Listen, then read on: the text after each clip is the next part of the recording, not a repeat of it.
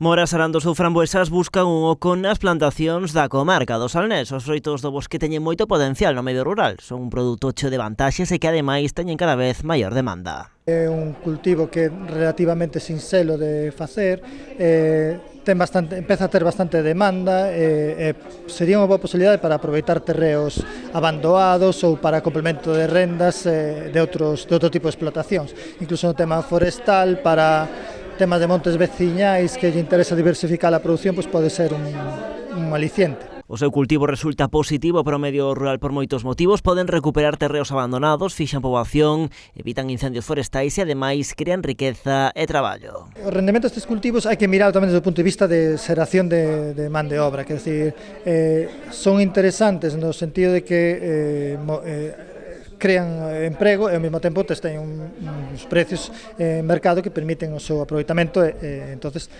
tamén son moi útiles para fixar poboación no rural, vamos. Esta mañá celebrouse en Cambados unha xornada técnica sobre o cultivo sostible destes froitos. A comarca do Salnés é un bo lugar para o asentamento de plantacións de froitos vermellos, ben sexa para novos emprendedores ou como complemento a outras producións como o sector vitivinícola. Realmente o cultivo ten certas similitudes no sentido de que son arbustos que se poden xestionar de unha forma similar, entonces poden ser rentables incluso para a hora de transformar, para utilizalos para facer mezclas con viños aptos para ser complementarios, vamos.